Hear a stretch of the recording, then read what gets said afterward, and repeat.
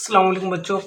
आज हम उर्दू के एक मशहूर शायर 10वीं बिहार बोर्ड के सिलेबस में दे रखा है हसन नईम के बारे में बात करेंगे। उनका तारुफ देखेंगे और उनकी गज़लों का तशरीह करेंगे। ठीक है, तो आइए सबसे पहले देख लेते हैं इनका नाम।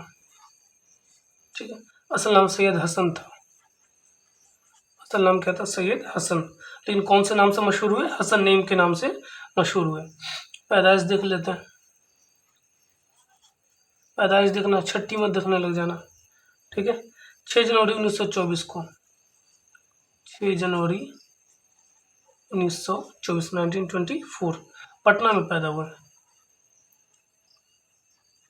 पटना में। ठीक है, ख़ानदान अच्छा था। ठीक है, और कहीं ना कहीं कहते हैं सैयद थे, मतलब कहीं ना कहीं इनका जो सिलसिला वो हज़रत अली रज़ी अल्लाह अन्हु से मिलता है। ठीक है, मौला अली, गाना मत गाने लग जाना, कव्वाली वगैरह।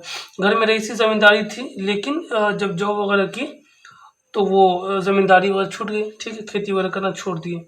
जॉब कर रहे थे वज़रात ख़ारजा में। सवाल पूछता है वज़रात ख़ारजा क्या होता है, बता दे रहा हूँ। खारिज का मतलब बाहर, एक्सटर्नल। वज़रात कहते हैं वजारत को। इंग्लिश में इसके बारे में बात करेंगे तो इसको कहते हैं फॉरेन मिनिस्ट्री। हिंदी में कहते हैं विदेश मंत्रालय। जैसे बिहार सरकार बिहार सरकार नहीं, भारत सरकार है। ठीक है, इंडियन गवर्नमेंट है।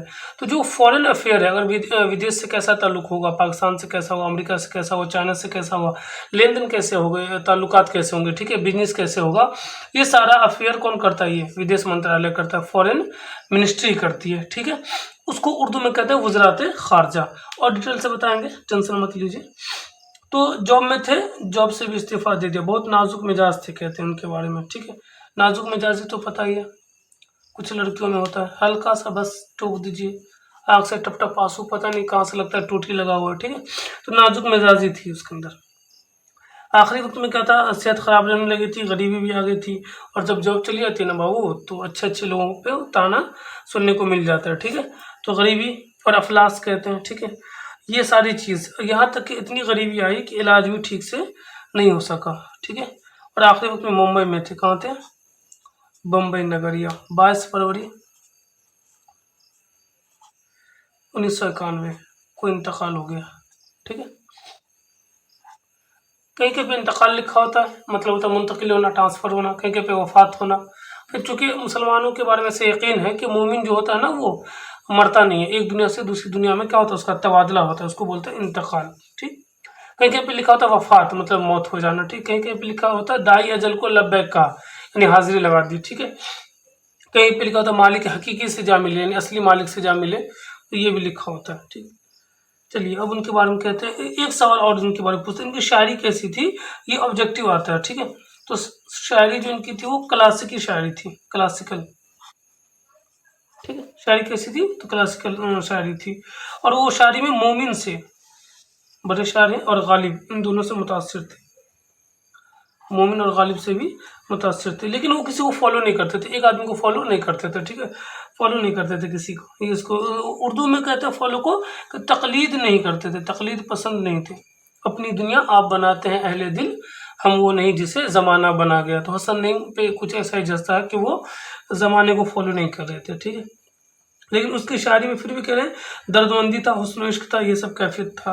लेकिन मेन चीज़ वो क्लासिकी शायरी ही थी उनकी। ठीक है, दर्दमंदी, बंदी मत पर देना, हुस्न इश्क, इसके बगैर तो शायरी लगता है मुकम्मल है ना होगी। पता ना और कोई काम धाम मिलता है नहीं मिलता है। ठीक है, तो ये आपको मिला हसन नईम की ज़िंदगी के बारे में। अब ब्रीफ कह सकते हैं, मुख्तसर ज़िंदगी के बारे में। हसन नईम पैदाइश कब? 1924। इंतकाल कब हो गया? 1991। एग्जाम में सवाल पूछेगा कहाँ से ताल्लुक था, तो वज़रात ख़ारजा में मुलाजिमत करते थे। और मिजाज कैसा था? तो नाजुक मिजाजी, जिसकी वजह से जॉब्स भी हाथ से निकल गई। और शायरी किसकी कैसी? तो क्लासिकी शायरी करते थे, और तकलीद किसी की नहीं करते थे, लेकिन मोमिन और गालिब से मुतासिर थे। दर्दमंदी, हुस्न इश्क इनकी शायरी की खसूसियात है। अब सवाल ये है कि हम 10वीं बिहार बोर्ड का सिलेबस पढ़ रहे हैं, तो उसमें 2 गज़ल दे रखा हसन नईम के बारे में। तो एक गज़ल के बारे में हम तफसील से पढ़ लेते हैं, और उनके शेर की तशरीह कर लेते हैं। कभी कभी इम्तिहान में पूछता भी है, या उसका मतलब पूछ दे, या ये पूछ दे कि ये शेर किसका है, तो हम समझ जाएंगे कि हसन नईम का है। तो आइए शुरू करते हैं। पहला शेर क्या कह रहा है? क़ल्ब, कल्ब के माने होते हैं दिल, बड़ी काफ से जो कल्ब है उसके माने दिल, छोटी काफ से जो कल्ब है उसके माने होते हैं कुत्ता अरबी में, ठीक है। तो कल्ब व जान, वाव के माने होते हैं और, जान के माने होते हैं जान, ठीक है। तो कल्ब व जान, दिल और जान, ये तो समझ में आता ही होगा। कल्ब व जान में हुस्न की गहराइयां रह जाएंगी, हुस्न की गहराइयां रह जाएंगी। यानी कह रहा है कि दिल और दिमाग में जो हुस्न है, खूबसूरती है, उसके बारे में कह रहे हैं कि वो रह जाएगी। यहाँ पे हुस्न के माने ये होगा कि एक्टिविटी, इंसान का जो काम है, किरदार है, फेल है, वो बाकी रह जाएगा। कैसा, किसके बारे में, तो खुद के बारे में कह रहे हैं कि तू वो सूरज है, खुद को कह रहे, कौन, शायर खुद को कह रहे तू वो सूरज है, अपने बारे में कह रहे सूरज है, चांदनी, तेरी परछाइयाँ रह जाएगी, ठीक है। जैसे परछाई आ रही, मतलब परछाई के माने होते हैं याद के, ठीक है। काम ऐसा करके चले जाओ कि कोई ना कोई याद करे, अच्छाई से या बुराई से। तू वो सूरज है, खुद को कह रहा है कि तू कैसा है, सूरज है, तेरी परछाइयाँ रह जाएंगी, परछाइयाँ तो कम से कम बाकी रहेंगी, ठीक है। तो दूसरा शेर देख लेते हैं। ये पहली गजल का पहला शेर है, तो इसको मतलब का शेर कहते हैं। दूसरा गजल का पहली गजल का दूसरा शेर कहते हैं अहले दिल। अहल के माने होते हैं वाला, जिसके पास हो क्या, दिल, अहले दिल। अहले दिल मतलब यहाँ पे समझदार लोग, जो अल्फाज को समझते हो, तालीम को समझते हो, ये मुराद है, ठीक है। तो अहले दिल को याद आएगा, दिल वालों को याद आएगा। जिसके पास दिल ही ना हो, बखील हो, तो उसका क्या होगा, नहीं पता, ठीक है। कुछ लोग क्या होता है, दिल में भी दिमाग लिए घुमा फिरता है, मतलब इश्क भी हो जाए तो उसमें भी दिमाग लगाने लगता है। ऐसे आदमी को नहीं कहते अहले दिल, ठीक है। अहले दिल को याद सदियों, सदियों, सद के माने होते 100, तो कब तक याद आएगा, याद सदियों आएगा मेरा जुनू, ठीक है, आएगा मेरा जुनू। शायर किसके बारे में कह रहे हैं, अपने बारे में कह रहे हैं कि जो दिल वाले लोग होंगे उनको याद आएगा। कब तक याद आएगा, 100 साल तक आएगा, और ये नहीं 100 साल बल्कि सदियों आएगा। किसका जुनून, मेरा जुनून। अब जुनून कौन सा, गाना गाना नहीं है, मेरा जुनू जुनू जुनू, वो नहीं। यहाँ पे जुनून मतलब क्रेजीनेस, मतलब एक जो एक तालीम हासिल करने के लिए, कुछ काम करने के लिए इंसान के अंदर एक जज्बा होता है, ठीक है। और उस जज्बे को बुनियाद बना के क्या करता है एक शायर, एक इंसान मेहनत करता है, साइंटिस्ट या स्कॉलर या प्रोफेसर या समाज सुधारक, समाज को सुधार करने वाला, तो उसको जुनून कहते हैं। तो जो दिल वाले लोग होंगे, जो अच्छे लोग होंगे, उनको मेरा जुनून जो है, मेरा काम जो है, कब तक याद आएगा, सदियों सदियों आएगा। अगला मिसरा क्या कह रहा है, अपनी कमी बता रहे हैं, शोहरतें। राइटिंग पे ध्यान नहीं दीजिएगा, ठीक है, कुछ खास ना बनती है, कोशिश करेंगे लाल हरा पीला दिखा देंगे, ठीक है। शोहरतें होंगी फना, है लाल हरा भी मेरे पास। शोहरतें होंगी फना, फना के माने होते हैं मिट जाना, बर्बाद हो जाना, खुद को मिटा देना, है ना। अमर खान का फना फना। शोहरतें होंगी फना, रुसवाइयाँ रह जाएगी। रुसवाइयाँ के मतलब, शायर यहाँ पे कह रहा है कि हम तो यो लोग हमको याद तो करेंगे, लेकिन कैसे याद करेंगे, हमारी जो शोहरतें हैं, हमारी अच्छाइयाँ, ये ख़त्म हो जाएगी, फना हो जाएगी, उसको लोग याद नहीं करेंगे, रुसवाइयाँ रह जाएगी। अब देखिए किसी आदमी का 100 दिन काम कर दीजिए, दूसरे दिन काम नहीं कर दीजिए, 101वें दिन काम नहीं कर दीजिए, वो सारी मेहनत बेकार चल जाएगी। तो कह रहे कि शोहरतें ख़त्म हो जाएंगी, लेकिन रुसवाइयाँ, बर्बादी, जो बदनामी है वो रह जाएगी। शेर में शायद ये कह रहा है। तीसरी गज़ल है, सॉरी तीसरा मिसरा है, कह रहे गुफ्तगू। गुफ्तगू कहते हैं कन्वर्सेशन, वार्तालाप, बातचीत। सुखन के माने बात होती है, लेकिन यहाँ पे गुफ्तगू मतलब आप भी बात करें, वो भी बात करें, दोनों। गुफ्तगू तुझसे, किससे, तुझसे, खास इशारा है। गुफ्तगू तुझसे करेंगी मेरी गज़लें सुबह शाम। किसकी गज़ल, मेरी गज़ल। चूँकि मैंने गज़ल का मजमून ही, टॉपिक ही लिया है, किसके लिए, आपके लिए लिखा है मैंने।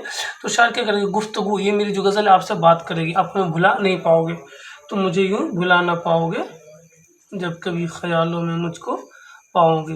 क्या करें, गुफ्तगू तुझसे करेंगी, किससे, आपसे करेंगी, किसकी गज़ल, मेरी गज़ल। कब करेगी, सुबह भी और शाम भी। सुबह शाम का आदमी को फुर्सत होता है, सो के उठा, याद आ गई, किसकी, उसी की। सोने के लिए लेटा या घूम रहा, तो किसकी याद आ रही, उसी की याद आ रही। तो अपने महबूब से शायर कह रहा है कि इतना आसान नहीं है किसको, हमको भुलाना, मुश्किल नहीं है, का मुमकिन नहीं है हमको भुलाना। तो इस मिसरे में क्या कह रहा है कि गुफ्तगू तुझसे करेगी मेरी गज़लें सुबह शाम, तेरी खिलवत में। अगला मिसरा बहुत खूबसूरत मिसरा कह रहा है, तेरी खिलवत में। किस में, मेरी खिलवत में नहीं, तेरी खिलवत में। या कहीं कहीं पे खलवत पढ़ते हैं, ठीक है, बड़े बड़े अल्लामा होते हैं ना, उर्दू की ऐसी तैसी निकालते हैं, तो कहते हैं खलवत कहते हैं, ठीक है। तेरी खलवत में मेरी तन्हाइयाँ रह जाएंगी। शायर यह कहता है कि अगर जब भी आप अकेले होंगे, किसको कह रहा है, अपने महबूब को कह रहा है कि जब भी आप अकेले होंगे तो क्या होगा, खलवत माने तन्हाई, ठीक है। जब भी आप अकेले होंगे तो उस आपके अकेलेपन में मेरा अकेलापन आएगा। क्या मतलब है इसका कि आपके अकेलेपन में आप जब अकेले होंगे तो उसमें मेरी तन्हाई की याद आपको आएगी, मुझे याद करेंगे, आप सिर्फ मुझे याद करेंगे। तो आप जब तन्हा होंगे तो मेरी याद आपको आएगी। तो वही करेगी, तेरी खलवत में मेरी तन्हाइयाँ रह जाएगी और गुफ्तगू तुझसे करेगी मेरी गज़लें सुबह शाम, यानी अकेले आप नहीं रह पाएंगे, मेरी गज़ल आपसे बातचीत करेगी। अगला मिसरा है, सेकंड लास्ट है। शायर क्या कह रहा है, मैं निकल जाऊंगा, मैं निकल जाऊंगा अपनी जुस्तजू में। किसमें? अपनी जुस्तजू में। जुस्तजू कहते हैं तलाश को, ठीक है। तलाश के माने होते हैं कि किसकी तलाश? अपनी तलाश करें, मतलब अपनी धुन में, अपनी मगन में मैं निकल जाऊंगा, किसी से पूछूंगा नहीं, ठीक है।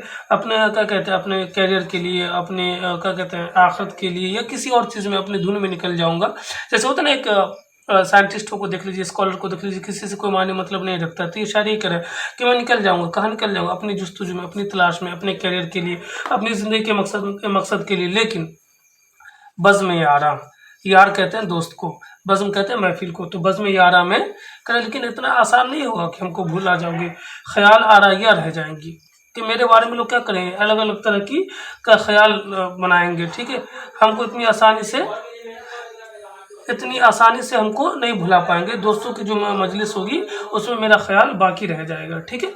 अगला आखिरी मिसरा जिसमें शायर अपना मक्ता बयान कर रहा है, उसमें शायर क्या कह रहा है, दूर तक,